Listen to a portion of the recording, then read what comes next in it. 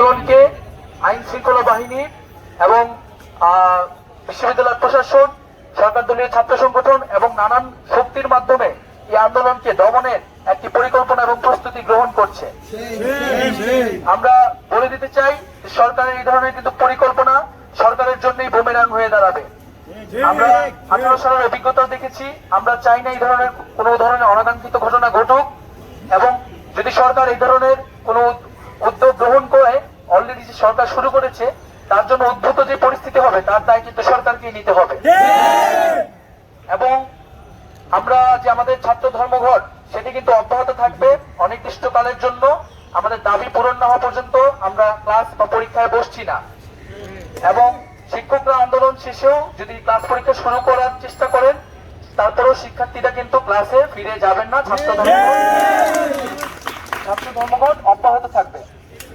আরেকটি বিষয় হচ্ছে যে মামলা করা হয়েছে, আমরা পুলিশের বক্তব্য আপনারা শুনতে পেয়েছেন যে সেদিন কিন্তু পুলিশ বলেছে কোনো ধরনের ক্ষয়ক্ষতি হয়নি।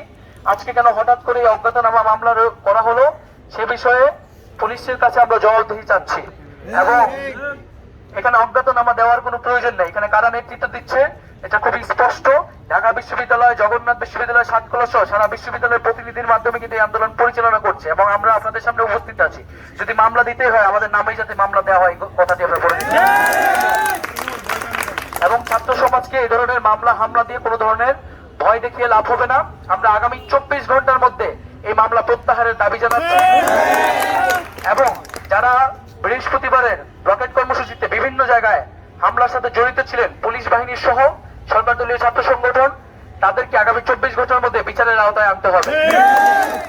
এবং আমরা উদ্বেগ প্রকাশ করছি, আমরা দেশের নাগরিক সমাজ, জনগণ এবং আন্তর্জাতিক মানবাধিকার সংগঠনের দৃষ্টি আকর্ষণ করছি যে এখানে শিক্ষার্থীদের আন্দোলনকে দমনের পরিকল্পনা করা হচ্ছে। শিক্ষার্থীদের গণতান্ত্রিক অধিকার, মানবাধিকার সংকটের মুখে পড়তে পারে।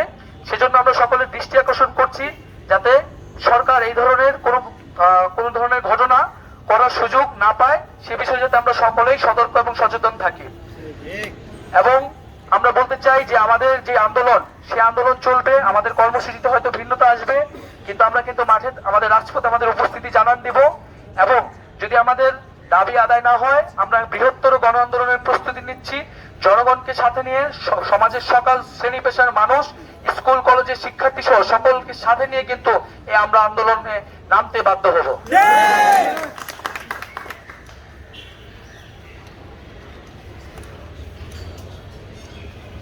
অসংখ্য ধন্যবাদ নাহিদ ইসলামকে। আমি একটি কথা বলতে চাই, শুধু ঢাকা বিশ্ববিদ্যালয় নয়, পুরো বাংলাদেশের যত কলেজ ও বিশ্ববিদ্যালয় রয়েছে সেই সকল বিশ্ববিদ্যালয়ের সম্মানিত শিক্ষক বৃন্দকে উদ্দেশ্য করে, দেখুন, আপনারা যখন আপনাদের পেনশন স্কিমকে সামনে রেখে ক্লাস বর্জন কর্মসূচি ঘোষণা দিয়েছেন, ছাত্ররা কিন্তু জোর করে ক্লাসে গিয়ে বসে থাকেনি। ছাত্ররা আপনাদের যৌক্তিক দাবিতে একাত্মতা ঘোষণা করেছিল।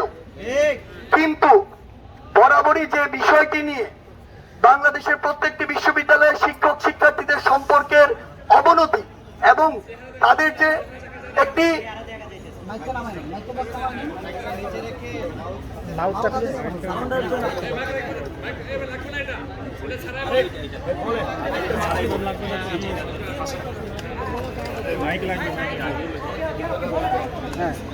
আচ্ছা, আমি আবার এই ইস্যুটি বলি। ঢাকা বিশ্ববিদ্যালয় সহ বাংলাদেশের সকল বিশ্ববিদ্যালয়ের সম্মানিত শিক্ষক বৃন্দকে উদ্দেশ্য করে বলতে চাই, আমরা দেখেছি আসলে যে আপনারা যেদিন আপনাদের যৌক্তিক দাবি পেনশন স্কিমকে সামনে রেখে সকল ক্লাস বা একাডেমিক কর্মসূচি যেগুলো রয়েছে বর্জন করেছে, আপনাদের সকল শিক্ষার্থীবৃন্দ আপনাদের সাথে একাত্মতা ঘোষণা করেছে এবং তারা কিন্তু ক্লাসে গিয়ে বসে থাকেনি। এখন আপনাদের সময় এসেছে এটি প্রমাণ করা যে শিক্ষার্থীরা আপনাদের যৌক্তিক দাবিতে আপনাদের প্রতি, আপনাদের রায়ের প্রতি শ্রদ্ধা প্রদর্শন করেছে, তাদের যৌক্তিক দাবিতে আপনারা কতটুকু তাদের পাশে থাকেন। আপনাদের দাবি যদি পূরণ হয়েও যায়, তারপরও আমাদের যৌক্তিক দাবি পূরণ না হওয়া পর্যন্ত আমাদের যে ছাত্র ধর্মঘট চলছে এবং চলবে, সেটিকে সামনে রেখে আমরা কিন্তু আমাদের ক্লাস কিংবা পরীক্ষাতে অংশগ্রহণ করব না। এই অপ্রত্যাশিত দৃশ্য যেন আমরা কখনোই না দেখি যে আমাদের কিছু শিক্ষক ক্লাসে গিয়ে বসে আছেন, পরীক্ষার জন্য চাপ দিচ্ছেন। আমরা বিশ্বাস করি বাংলাদেশের শিক্ষক শিক্ষার্থীদের যে সম্পর্ক উচ্চশিক্ষার ক্ষেত্রগুলো থাকা উচিত, সেটি এখনো ততটুকু নেই যতটুকু থাকা প্রয়োজন। কিন্তু আমরা এটি চাই যে অন্তত এই যৌক্তিক আন্দোলনের সমর্থন দিয়ে আপনারা প্রমাণ করুন যে না, আমরা আগের আমাদের যে পূর্বের অবস্থান সেটি থেকে নিজেকে ধীরে ধীরে শুধরে নিচ্ছি এবং আমরা সামনে শিক্ষক শিক্ষার্থী সকলে যৌক্তিক দাবিতে ঐক্যবদ্ধ থাকব। পাশাপাশি আরেকটি কথা বলতে চাই, আমরা এই আন্দোলন প্রতিনিয়ত আমাদের দীর্ঘায়িত করতে হচ্ছে, তীব্র থেকে তীব্রতর করতে হচ্ছে, কিন্তু এর দায় পুরোপুরি নির্ভর করে সরকারের উপরে। কারণ সরকার যদি এই যৌক্তিক দাবি মেনে নিয়ে কোটার যৌক্তিক সংস্কার করে সংসদে আইন পাস করে জরুরি অধিবেশন ডেকে, তাহলে কিন্তু আমাদের রাজপথে যেতে হয় না। তাই আমাদের রাজপথে থাকার দায় কোনোদিন আমাদের নয়।